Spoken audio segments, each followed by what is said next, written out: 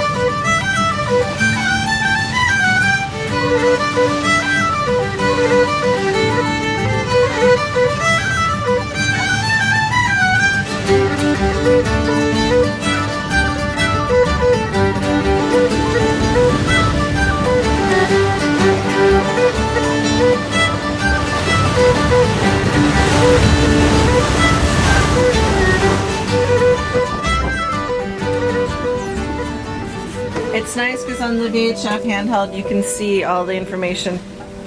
Speed over ground, the course over ground. On the VHF? Yeah. Oh, that's handy. I haven't seen that. I'm like, oh, 5.2 knots. We're steering at 241 degrees. Yeah. So it's kind of cool.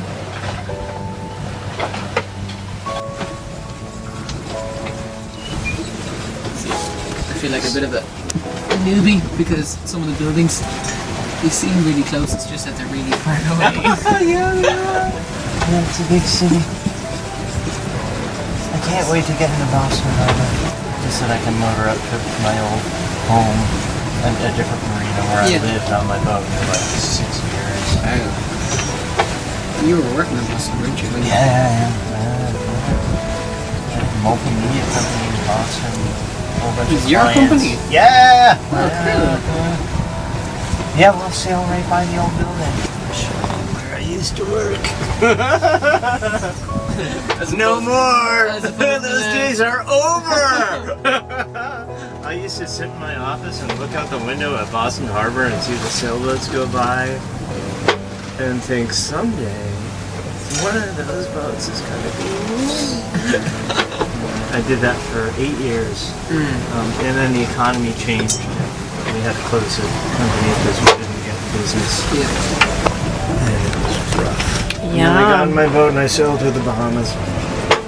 After that was over and lived in Anchor. But now you're here. Now I'm here. Now with you are one of the...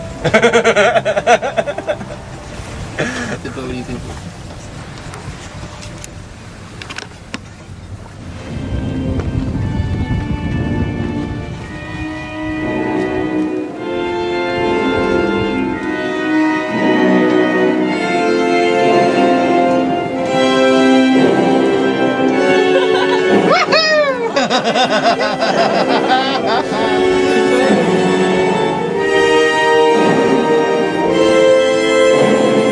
Yeah, 7 knots.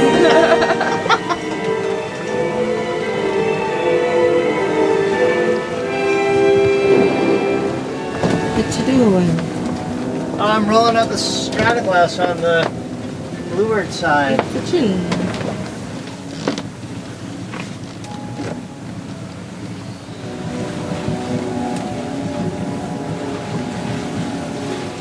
I see where you guys have this set up here. It's so much nicer being able to see everything. As soon as you come up here, it's just... I figured, the boat's a real long distance offshore boat. And for that, you're only scanning the horizon every 5 minutes, 10 minutes, 20 minutes. So you can just stand up for that and look around. And when you're coastal sailing, then you're standing up. It forces you to be on the lookout. So we're coming up on the waypoint now. I don't know. Yeah. I see Boston directly ahead.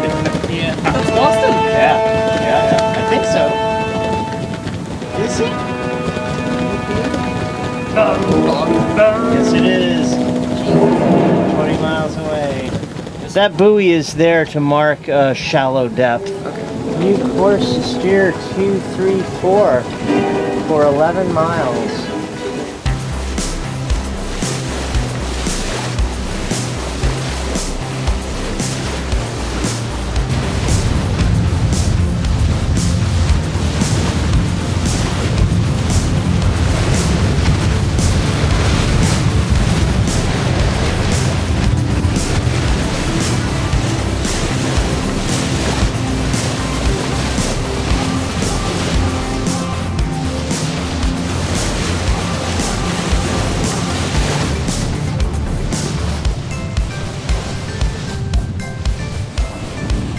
There's the big city.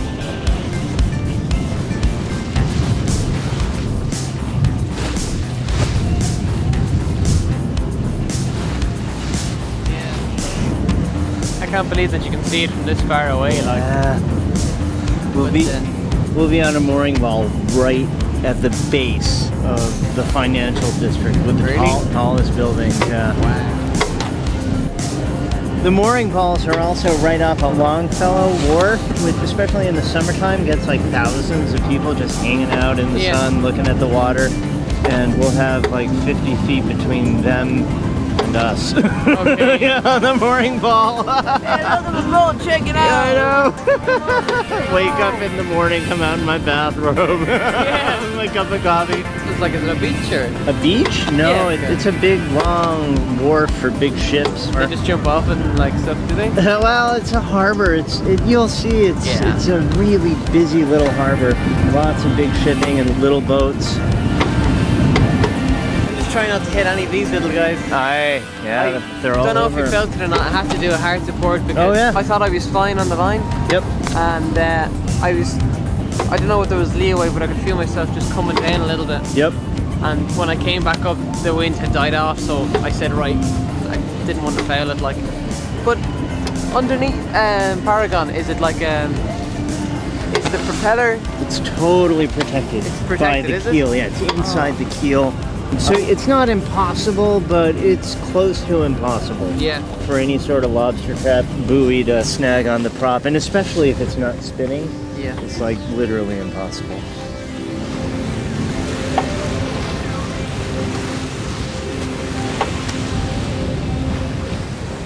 Couldn't have asked for a more beautiful day. Ina's at the helm. He's been steering the whole way. We got a beautiful close haul, close reach, beam reach sail with all three sails up filling nicely. We've got one reef in the main, full jib, full staysail. She's sailing nicely. This is Boston. Great. There's a lobster pot on starboard bow. There it goes.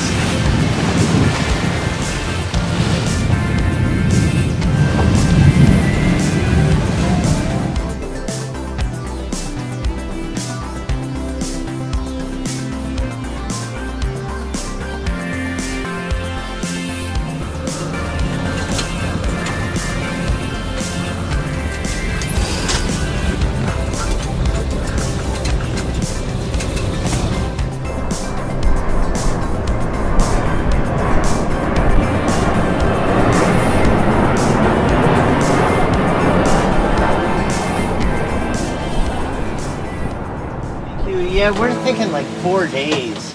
Right around June 1st, we're gonna push off for Lunenburg. We'll see you in a few hours. Thank you so much, Paul. All right, cheers. Bye.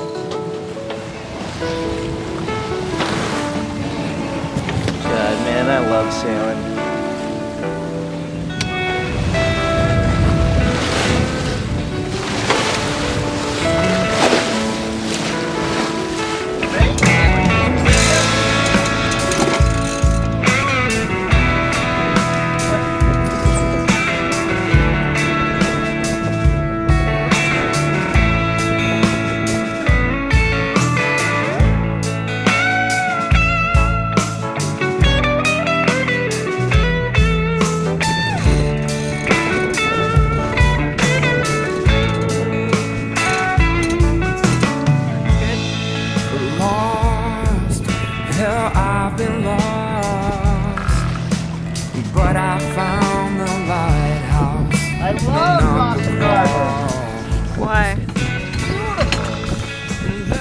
How you feeling? You look like you're feeling relaxed. Feeling like you want a blanket? Just getting used to the movement again. Yeah. You want a beer? Seriously? Yeah, sure, why not? How about an apple ale?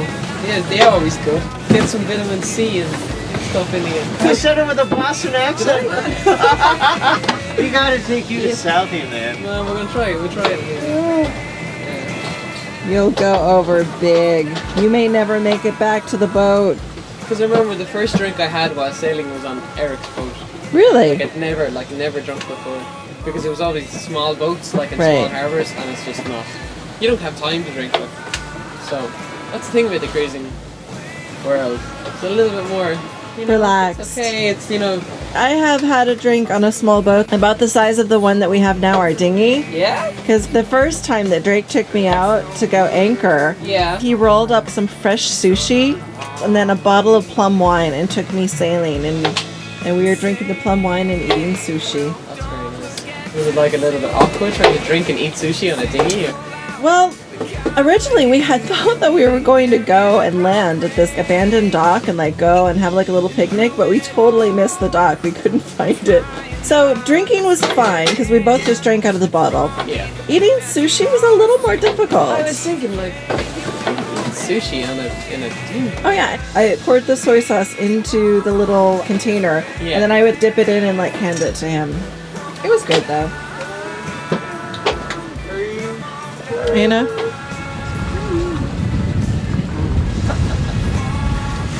Drake's famous sandwiches. Coming into Boston. Are you excited? Wow, this boat. Like a homecoming. It's good. Yes, he's doing great. He's not. Woo! Beautiful! I wish at points like this you could actually get like their email or something because I'd be like, I would send you a photo.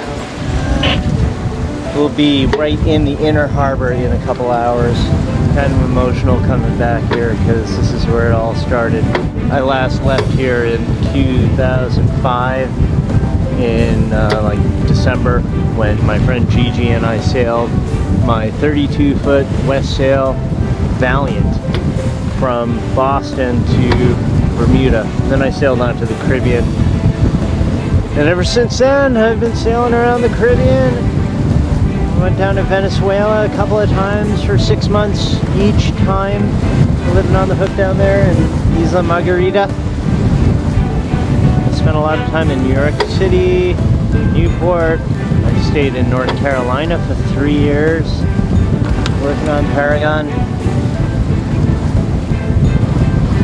I'm finally coming back home, where it all started. Where I learned to sail, where I fell in love with sailing, where I got the dream of living aboard and voyaging all over. I wanted to spend months here, but as it turns out, it's only going to be a few days. Better than nothing, I'll take it.